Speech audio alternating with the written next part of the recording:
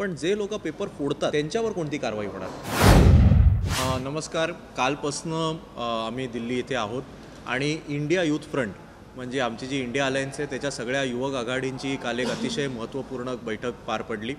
यामध्ये इंडिया आघाडीच्या सगळ्या ज्या युवक बॉडी आहेत यांनी एकत्रित कसं काम करायचं, लोकसभेचा जो निकाल आहे त्याचं थोडेफार विश्लेषण करण्यात आलं आणि पुढे जात असताना युवकांच्या विद्यार्थ्यांच्या प्रश्नांवर एकत्रित काम करायचं असं ठरलं।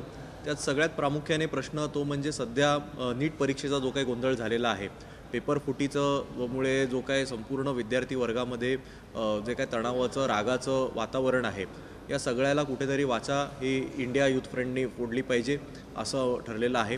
यापूर्वीच आपल्याला कल्पना असेल की आमचे युवा सेना प्रमुख आदित्य ठाकरे साहेब यांनी या संदर्भात अनेक पत्रकार परिषदा घेतलेल्या आहेत।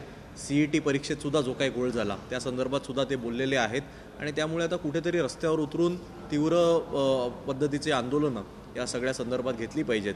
लोकसभेमध्ये सुद्धा नीटचा विषय हा गाजला, त्यावर पाहिजे तशी जरी चर्चा झाली नसली तरी राहुल गांधी साहेबांपासून अनेक लोकांनी तो विषय हाती घेतलेला आहे आणि त्यामुळे विद्यार्थ्यांचे युवकांचे प्रश्न हे आता दिल्ली दरबारी सुद्धा मांडले गेले पाहिजेत या दृष्टिकोनातून आम्ही काम करतो। महाराष्ट्रात देखील अनेक परीक्षा झालेल्या नाहीत, सरकारीच्या अनेक जागा खाली आहेत आणि अनेक पेपर फुटीच्या घटना समोर येतात। मोठमोठ्या नेत्यांना पैसे द्यायची गरज पडते, त्याच्यामध्ये राजकीय कनेक्शन मोठ्या प्रमाणात असतात।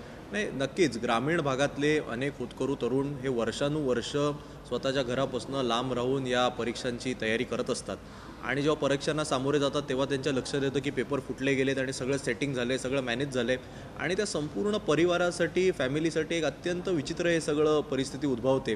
अख्खं करिअरचा प्रश्न निर्माण होतो आणि त्यामुळे आम्ही वारंवार आमची मागणी राहिलेली आहे। मी म्हणाल तसं आदित्य साहेबांसुद्धा वारंवार सांगितलेलं आहे की पेपर फुटतात हे तर आता सिद्ध होतच चाललं आहे, पण जे लोक पेपर फोडतात त्यांच्यावर कोणती कारवाई होणार?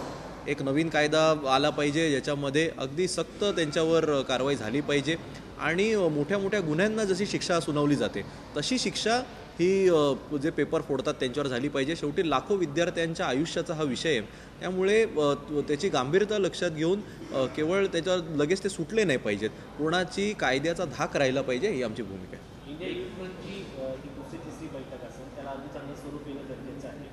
भविष्यामध्ये याचं काही राष्ट्रीय स्तरावरती अधिवेशन होणार आहे का, बैठका होणार आहेत का? आणि त्याला जोडून प्रश्न, विधानसभेच्या निवडणुका पुढच्या 3 महिन्यावरती आलेल्या आहे, महाराष्ट्रामध्ये देखील निवडणूक आहेत। हे इंडिया यूथ फ्रंट महाराष्ट्रामध्ये विधानसभा इंडिया यूथ फ्रंटची जरी जी संपूर्ण संकल्पना ही एकत्र 3 महिन्यापूर्वी जरी आली असली तरी महाविकास आघाडी म्हणून आम्ही गेले 5 वर्ष युवा सेना असेल, राष्ट्रवादी युवक काँग्रेस असेल आणि युवक काँग्रेस असेल आम्ही एकत्र काम करतच आहोत।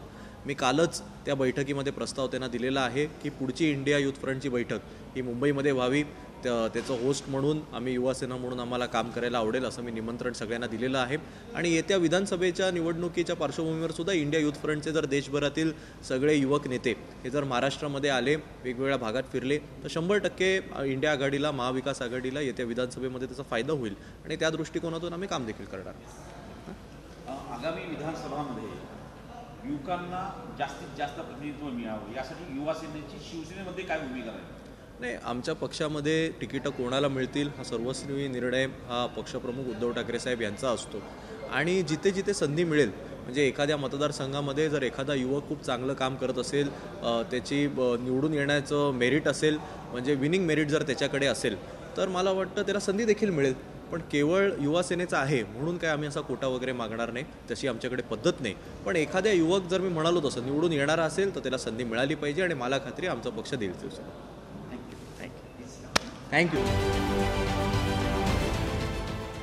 देश विदेशातील प्रत्येक घडामोडींचे लाईव्ह अपडेट मिळवण्यासाठी आता साम टीव्हीच्या सर्व सोशल मीडिया प्लॅटफॉर्मला लाईक, फॉलो आणि सबस्क्राईब करा।